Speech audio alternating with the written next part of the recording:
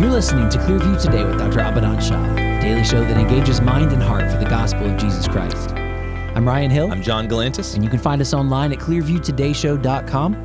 Or if you have any questions for Dr. Shah or suggestions for new topics, send us a text at 252-582-5028. Or you can email us at contact@clearviewtodayshow.com. That's right. You guys can help us keep the conversation going by supporting the show. You can share it online with your friends and family. Leave us a good 5-star review on iTunes or Spotify, anywhere you get your podcasting content from. Link is in the description below. And we are here in the Clearview Today studio with Dr. Shah, who's a PhD in New Testament textual criticism, professor at Carolina University, author, full-time pastor, and the host of today's Taco Tuesday show. Dr. Shah, welcome. I will give you a round of applause. There it is. Yeah, we'll give you some air horns, too. I'll give you the grunt birthday party as well. Oh, wow. Oh, how did that one get in there? Not that Ryan, one. I told you not to touch the No, that wasn't me. Don't pin the womp-pump on me. Dr. Shah, welcome to the show, my friend. Thank you. Welcome. Good to be here. Good Happy to be Tuesday. here. Did you say Taco Tuesday? Did we have tacos? I had tacos for lunch. Oh. Yeah, I had some tacos. I thought you were like today. bringing tacos for everybody. No, I had some tacos. I had some of that leftover beef that I made 2 weeks ago, and I was like, I don't know if this is still good, but it smelled okay, and I put it in the microwave. So Slide away from You really ate that today? yeah, I ate it. I feel dizzy. Oh, I feel bad. I'm seeing sounds. That's true, but I'm ready to make this a great show. Oh, man. Our verse of the day today is coming to us from 1 Samuel chapter 1, verse 28. Therefore, I also have lent him to the Lord. As long as he lives, he shall be lent to the Lord. So they worshiped the Lord there. Dr. Shah, I don't think it's any secret. You have helped me fall deeply, and I mean this sincerely, deeply in love with the book of Samuel.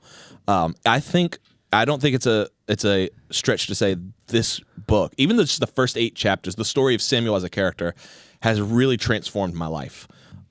This is the kind of thing that I would want my mom to say about me. That I've lent him to the Lord, and as long as I live, he shall be lent to the Lord. That's right. That right. Like if I had a couple years ago, if I had read that, I'd be like, oh, that's nice.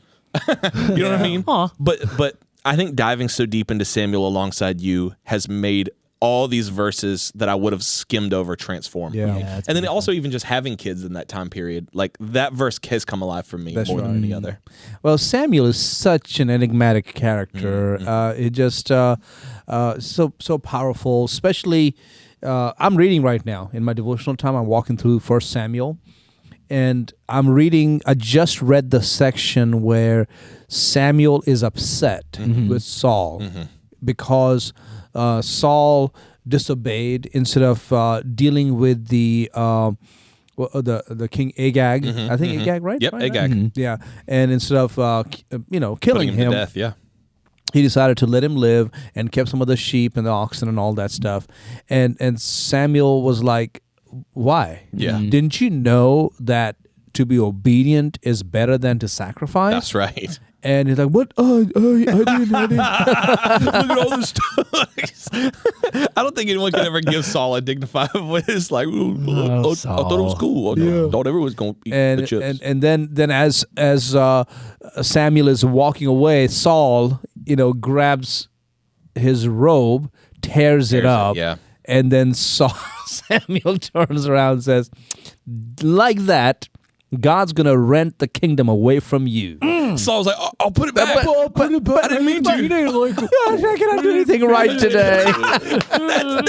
That is Saul. He's like, I can't win for Lewis. Perpetual tragedy. Just a comedy of errors. By the way, if you're the type of person who doesn't deal with situations other than, I just can't get it right, you're feeling sorry for yourself, snap out of it. That's a Saul move. Don't be like Saul, man. That's a Saul move. But you know what's funny though? We make fun of Saul. We are more like Saul than we think. Like me personally, I laugh at Saul, at the character of Saul. A lot of times not even realizing I'm way more like him than I am Samuel. Yeah. And then Samuel never went back to see Saul again. That was it. That was the last time he saw Saul. But it does say that he mourned for him the remainder of his life. Wow. He mourned, which means he was not just this hardcore, crusty old prophet. He's like, I'm not coming back to you, you worthless king. Wrong choice. I messed up. No, he's more like crying. It's like, Saul. Yeah. You knew better. You knew better. You really blew it, buddy. You disobeying God like that.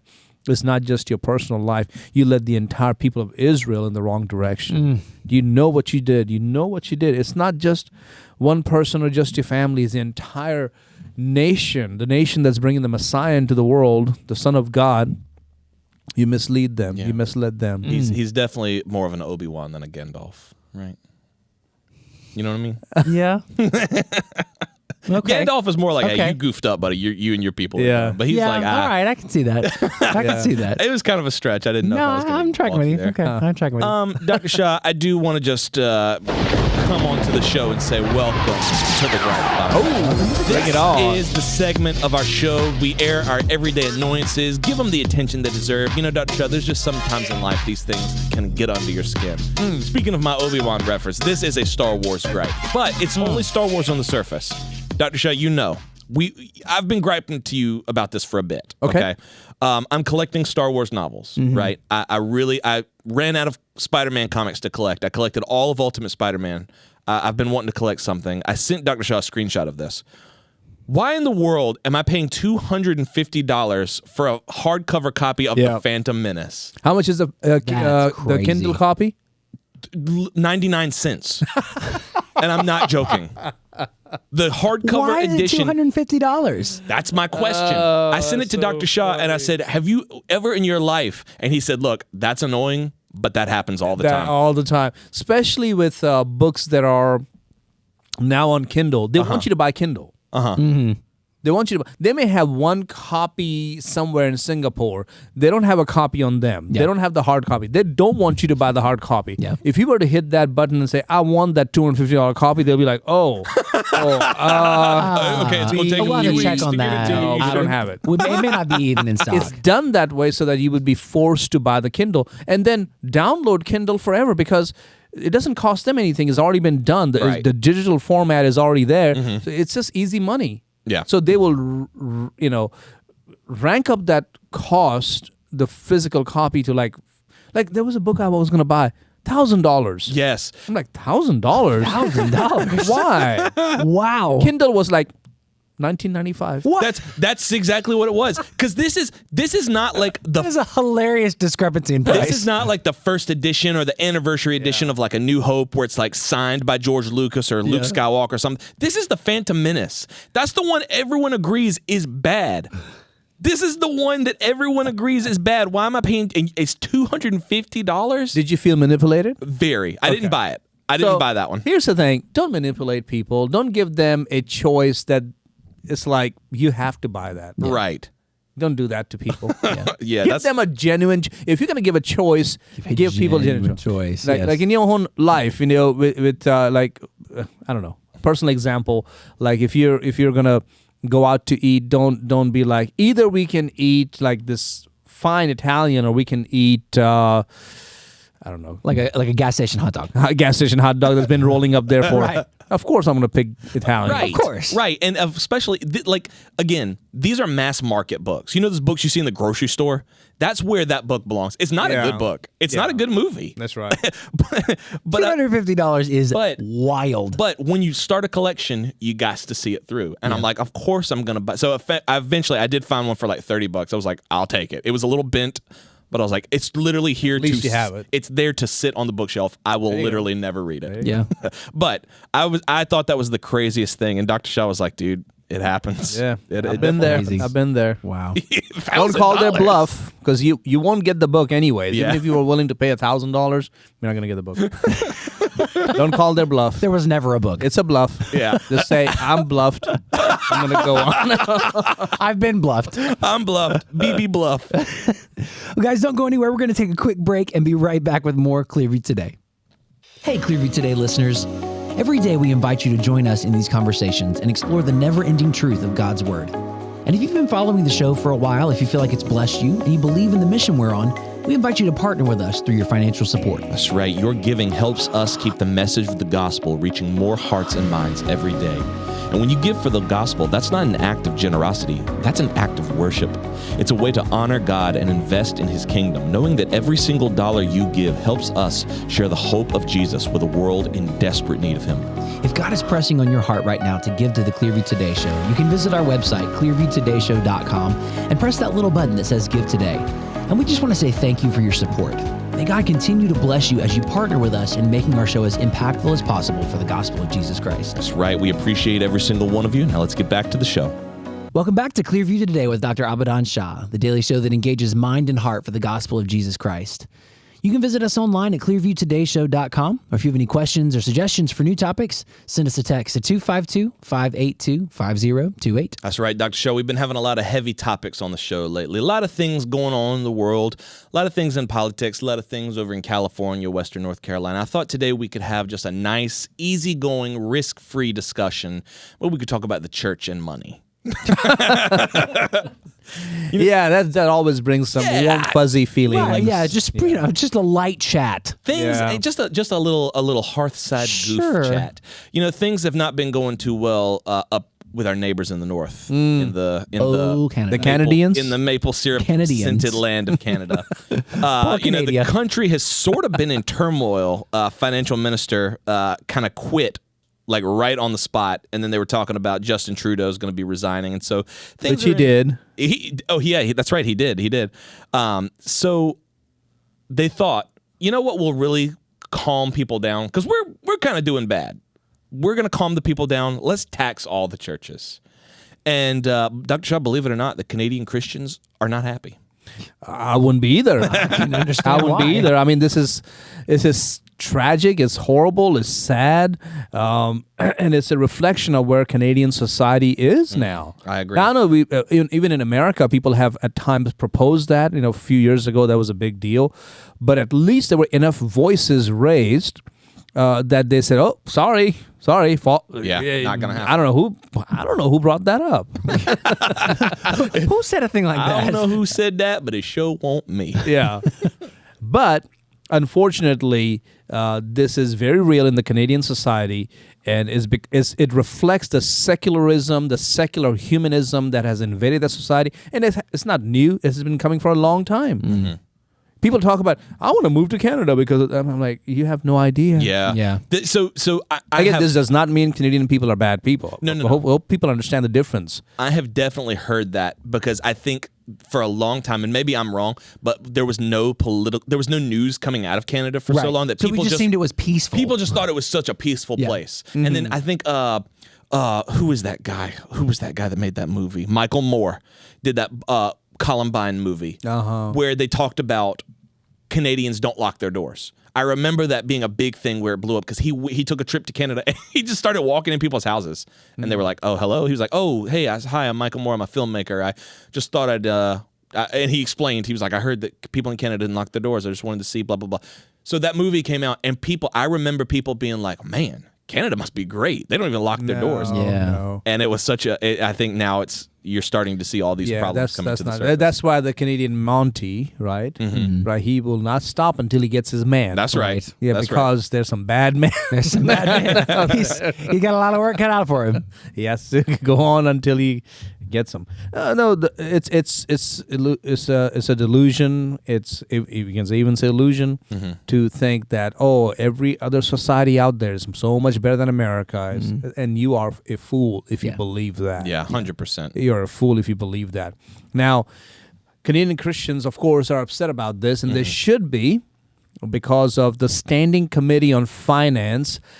This kind of have representatives from 4 of Canada's parties, and they put out a report back in December, and it had 462 recommendations.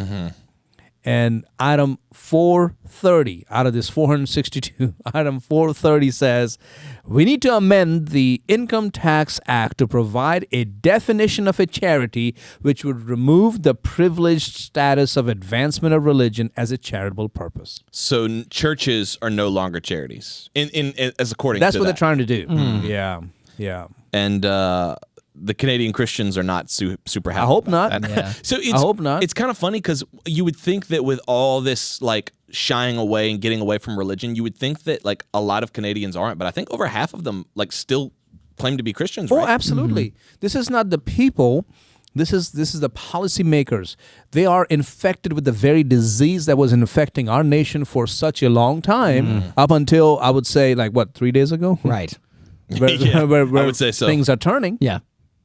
So they're not there yet. That's why President Trump even said, "Hey, you want to come join us? We have better days coming. You can just saying. come on over." Yeah. And they're like, well, one of the lawmakers got up there and said, like, we're going to call Wisconsin and we're going to ask California, we're gonna come join us. I'm like, Yeah, good luck. you're like, that Right. does not work, right? Yeah, right. No. Right? It's not we're going to sit at a different lunch table. That's not what's Yeah, this is not like, hey, you say that about us, so we're going to say that about you.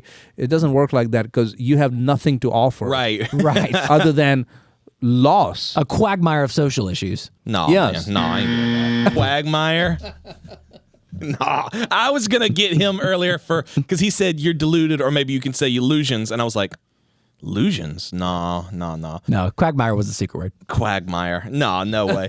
I was really close, but I was like, I'm gonna let Ryan do it. If I was Ryan trying to figure out how to work it in there, but I was like, if Ryan doesn't do it, I'm just gonna let Dr. Shah get away with that one. Then you bust out quagmire. Yeah. What is a quagmire? I'll tell you, a quagmire. Dun, dun, dun. Pull up Quagmire of social my handy dandy note here. A quagmire is a difficult or hazardous situation. I thought quagmire was a Pokemon. It's named for this. Quagmire? Yeah.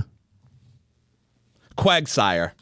Quagsire. But it's a spoof off of a quagmire. Yeah. Okay. Yeah. All right, let's get back to Canada. Yeah. Let's get back to Canada. We somehow ended up on Pokemon. So the thing is, this is something I've never been super Up on. Yeah.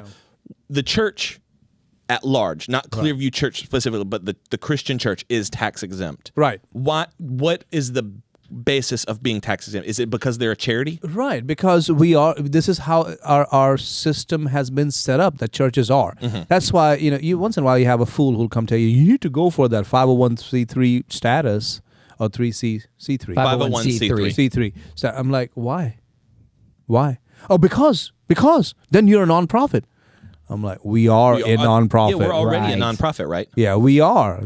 Why would you want to get out of that umbrella and get under an umbrella where the government can say, okay, so since you're nonprofit, you cannot say this, this, and this. Right. How foolish can people be? Because even because Clearview is not a 501c3 and we don't need to. We are a church. Church. Right. Thank God for that. Yes. And it stay that way. So 501c3 means you're a government regulated nonprofit. Nonprofit. And either way, Because you have to apply for 501c3 status. You don't just get to be one. You have to apply, like, here's our credentials in order to be approved as a 501c3. Thank God we don't have to do that. right, Yeah. right. So is it a, and I'm asking purely out of ignorance, is it churches are they're exempt from taxes because they are a social good or because it's a religion, like a state and religion separation thing? It's not about separation thing. It's actually because in this country we value Christianity. Mm-hmm. We value church. And so that has sort of been included in our constitutional rights that a church that is, a proper church. You cannot just say, hey, I'm a church. Right. But you have a federal tax ID number church. You have tax exempt status. Right. Because you do so much good in the community. Now, I know some churches do, some don't. I get it. It's not right. But at least ours does. Mm-hmm. And there are thousands of others who do. We may not all line up doctrinally, but there are thousands of churches across this land that are helping people.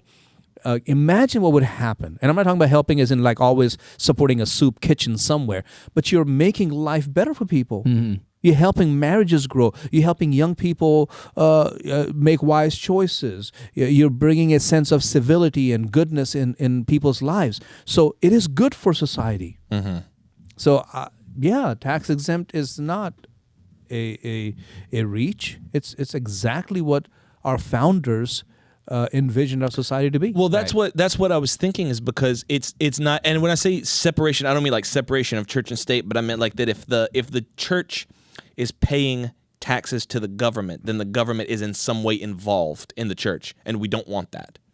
I don't think that really is the case there. Got you. That if you pay taxes, that somehow government will control you, because I don't think that's what's happening here. Got you. What is happening here is it's more the social good. Yeah, taking away the tax exempt status not only puts more money in the government's coffers, but also now you're no longer under this protected clause. Mm-hmm. Now you are vulnerable to anybody saying, hey, you called that sin, that's hate speech. Right.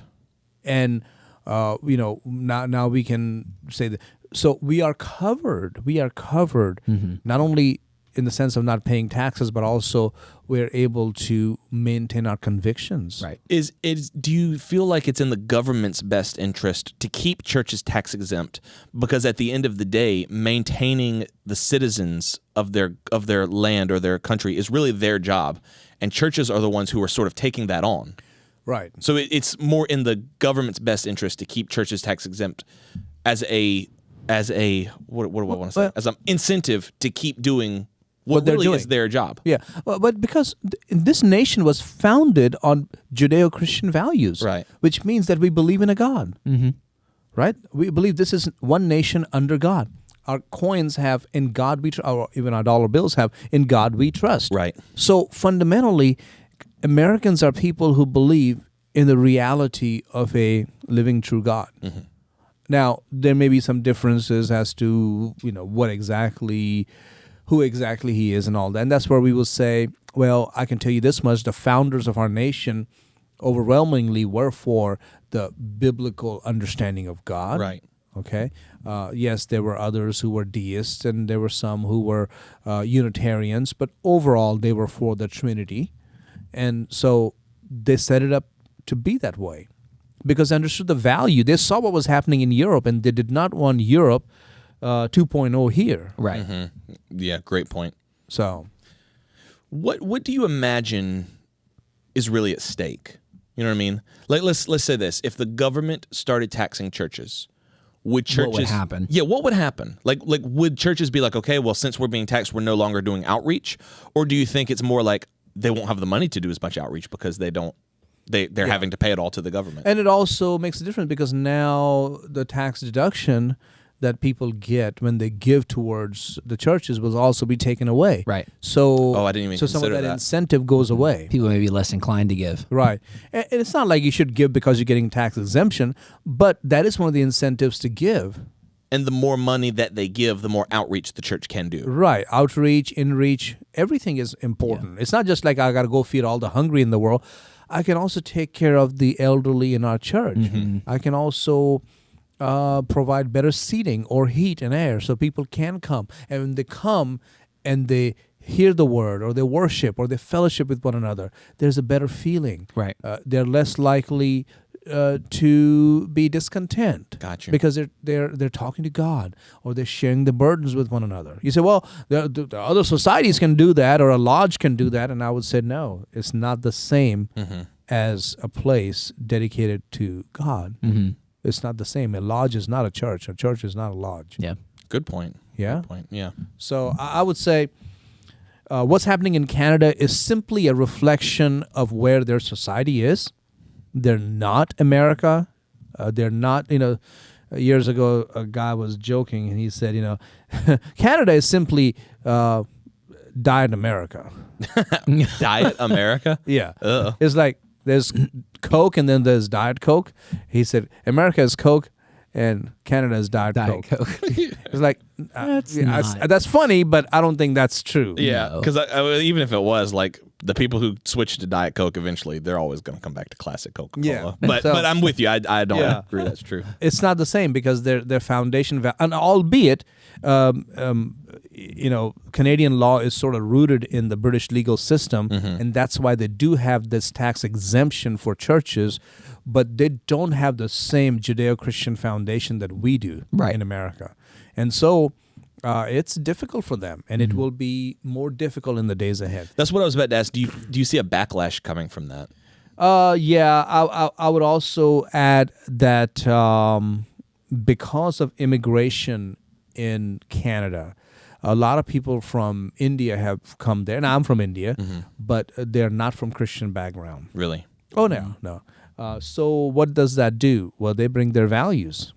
Now, as long as they're bringing the values of capitalism and hard work and dedication and excellence, okay, great. Education, a lot of intelligent people. But they also bring a value of a secularist society. Yeah. Now, secularism in India is wonderful. So Christians get to live in peace. Right. Muslims get to practice Islam. Buddhists get to do what they want to do. And of course, Hindu, which is the primary religion, okay, everybody is given Gets an to equal live, yeah. But secularism in America takes on a different note, which means Christianity is no longer the main religion here. Right. It's not the foundation anymore.